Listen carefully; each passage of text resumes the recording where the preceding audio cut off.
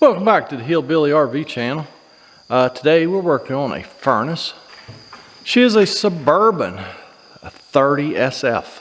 I went the other day to work on this, and it was trying to ignite. I could smell gas, but it wouldn't. It wouldn't light, and then just kind of bubble, and go out. Light and kind of bubble, go out. And so I figured the orifice was dirty.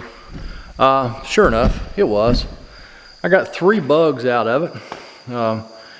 If you want to see that, I'll put a link up here somewhere to a video that I done a year or 2 ago or 3, getting the bugs out of the furnace. So I don't know where those little bugs come from, but they love these furnaces. They get stuck in the orifice, and all it takes is one of them bugs, and that puppy ain't gonna light.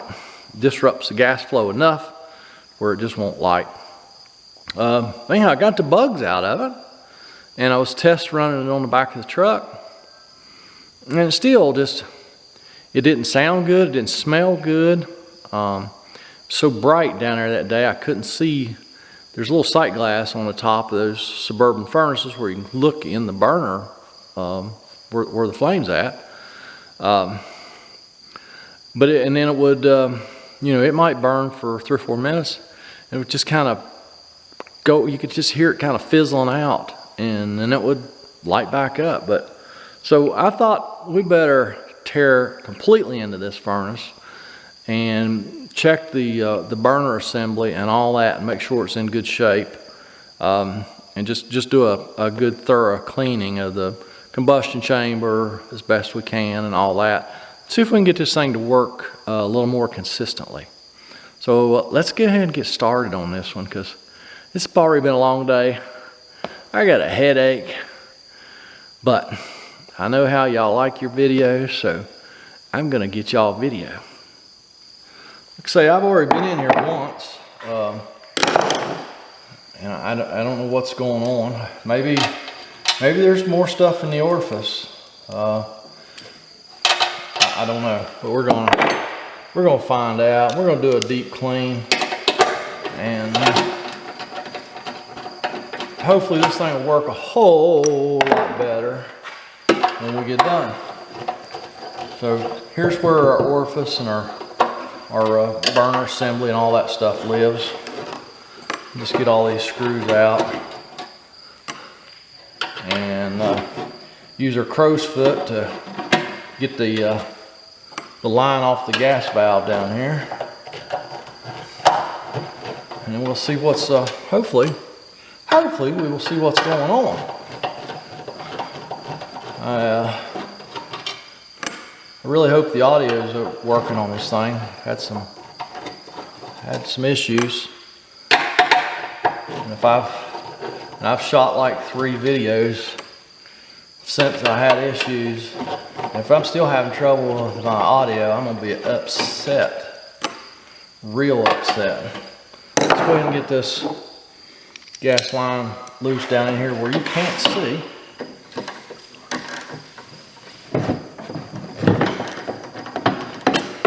Using our crow's foot wrench.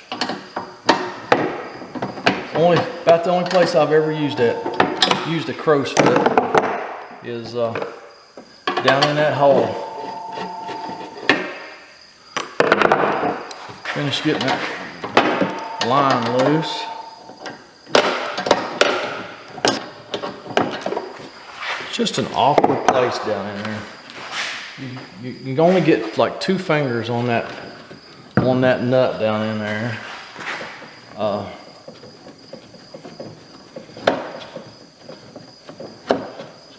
Just awkward. Okay.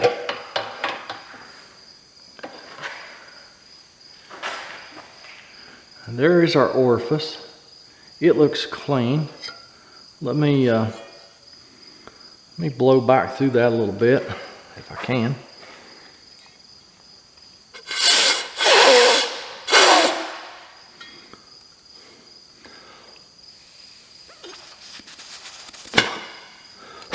Yes, I have compressed air. I'm in the shop. I'll blow back through that in a minute. What I want to do is go down in here now and get the burner assembly out. There's a 3 screws on this side, 2 on that side. I think we have to take them all out. There's a couple down the bottom. Yeah, I think we have to get every one of those screws out to get that thing out.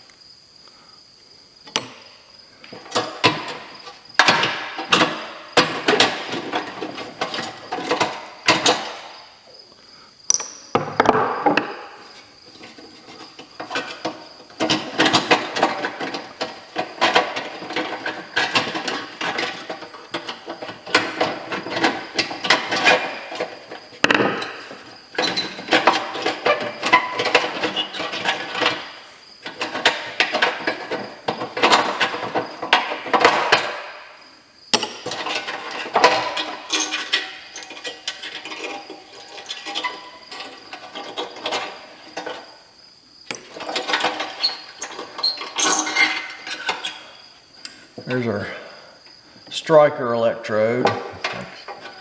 Maybe that's the proper term for it.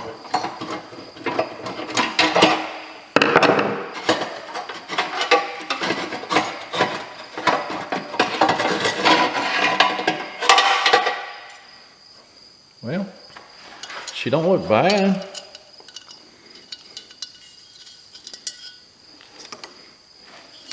I thought maybe it would be all rusted up or something, or have a hole in it. It looks okay. There might be a spider web in here. Might have been a spider web. It don't take much. So, yeah, let me go get a wire brush and just a hand brush this and just clean this up a little bit. We're going to get us a new gasket. And I'm going to get my Milwaukee cordless shop vac over here, and we're going to vacuum all the bugs out of it, and then I guess we'll reassemble. Yeah, I'll just clean this up a little bit, and then I will blow it out just in case there's a spider web down inside there that I can't see. Just knock surface rust off of it. Look at the holes again, they're all open. So I'll blow that out.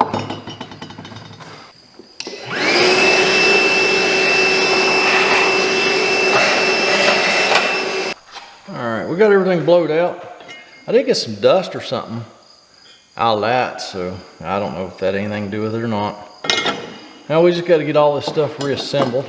I ain't gonna lie, it's a little bit tedious getting all this stuff lined up, because you got to do this electrode, and this little doodad goes kind of forms a bridge across that burner tube and everything.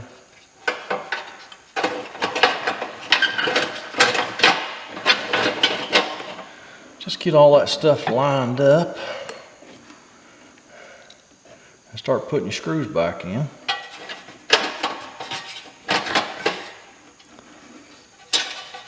Get these started and not tighten them up yet until we get them all started.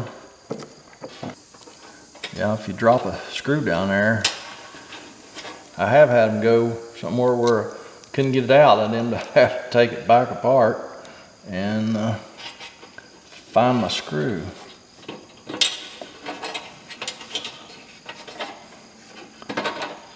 It's like having a loose screw. Y'all ain't got loose screws, do you?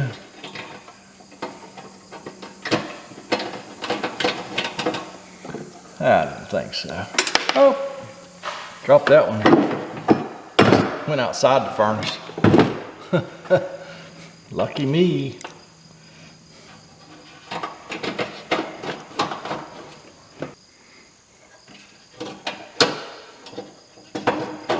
guess there's 7 screws. Hold that burner tube in there. You really don't want that thing. Oopsie. Hope I can get to that screw. Ah, there it is.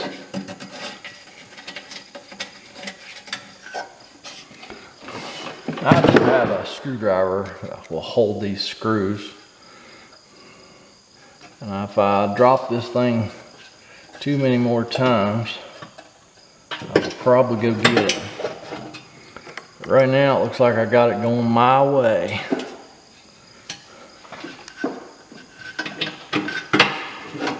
All right, got them all started, all 7 of them. I'll just go around and snug them all up. Now I'm gonna look down inside here and make sure our electrode looks good. It's about, I don't know, 3/16 of an inch or so from the burner tube. Y'all can't see that. Sorta, yeah, right there. So it's not touching, it's not too far away, so it should be fine. Got the new gasket. There's the part number. Very carefully pull the center perforated part out. Lay it on there the right way. Now, get to put this stuff back. And this can be quite the trick down here, getting that nut started back on that valve. So let me do that, and then I will be back. All right, so probably 15 minutes later, I finally got that nut started on that gas valve.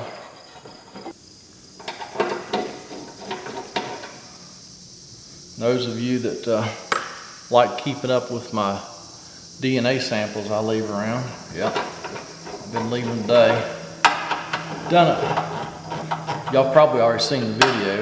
Installed that Suburban water heater with another Suburban water heater. Went through that whole job, working through that little hole where the drawer comes out to get them water lines on and everything, which took, to get those 2 water line fittings on that water tank and get them tightened up so they wouldn't leak anymore. I honestly, probably 45 minutes. Didn't draw a drop of blood. And then I was putting my stuff away and I hit my hand on something in the truck when I was going in and out of the truck. As a matter of fact, it was my step ladder. The base of the step ladder sticks out. And I hit my hand on the bottom of my step ladder on the foot and knocked a hole in my hand. Snug that nut up in that gas valve, and I'm ready to put this thing on the back of the truck and test fire it again. All right, got her on the back of the truck. Get our propane hooked up.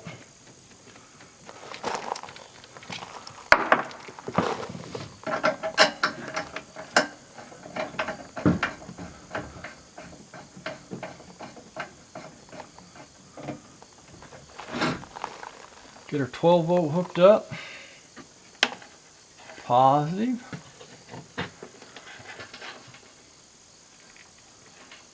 Negative.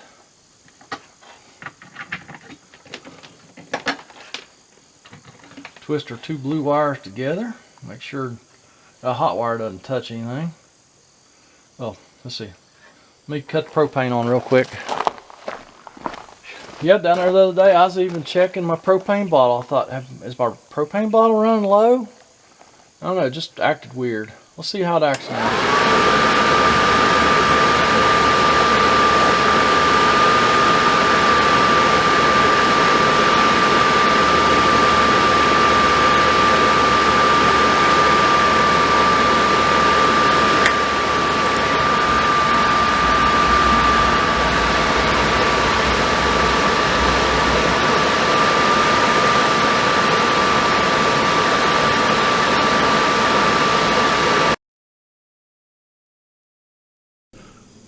Well, that battery died. That's twice today I've had a battery die. I've shot a lot of video today.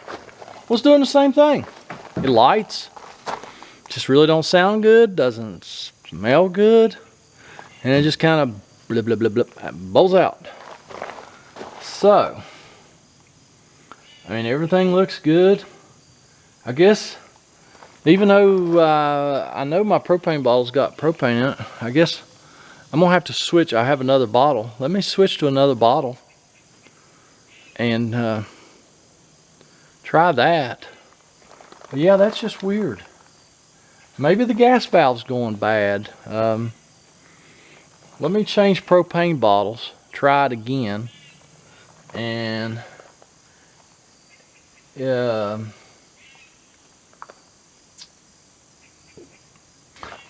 you know what? I want to change the board. I want to change the main control board. So that's still got the old OEM board. This old camper, probably somewhere in the 80s. So it's 40 years old. That may very well be the original board. Just takes a second to change that board out. Let me do that and try that. I don't know, that camper may not be that old. It might be early 2000s, but it's getting some age on her. We got the Dinosaur Fan 50 Plus. She's a brand new one. She's made in the US of A in Oregon. I've probably said this before, but used to be back in the day, you called Dinosaur. Well, when I called Dinosaur Electronics out in Oregon, the guy would answer the phone. The guy's the one that started this company. They make awesome boards. I mean, just top notch. And I'm not, they're not paying me to say that. I'm just telling you that if you need a board for your RV, do yourself a favor, just go ahead and get you a Dinosaur board. If it's not still under warranty. If it's under warranty, then you don't have any choice but to use OEM. So we're just gonna plug it all up, set that under it so it don't short out on the bed of my truck, and haven't changed the propane bottle or anything. Let's try this, see what happens.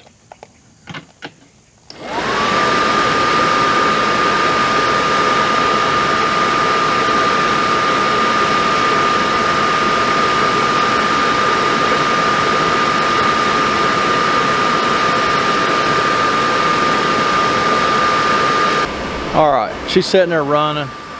Smells better, sounds better. I think that old board maybe wasn't putting the right power to the gas valve, so it wasn't opening correctly. I'm gonna test fire it 2 or 3 more times here on the back of the truck just to verify that. But I believe the Dinosaur board's gonna fix it. So don't y'all be a dinosaur. Get down in there in that comment section. Leave me a comment, a criticism, concern. I'm gonna keep testing this. I may even let it cool off tonight and cold test it tomorrow before I call the guy and say, hey, it's fixed. But yeah, I think that's what I'm gonna do. I don't know what y'all gonna do, but I'm gonna have a great day, and I really suggest that you do too. I'll catch y'all next time.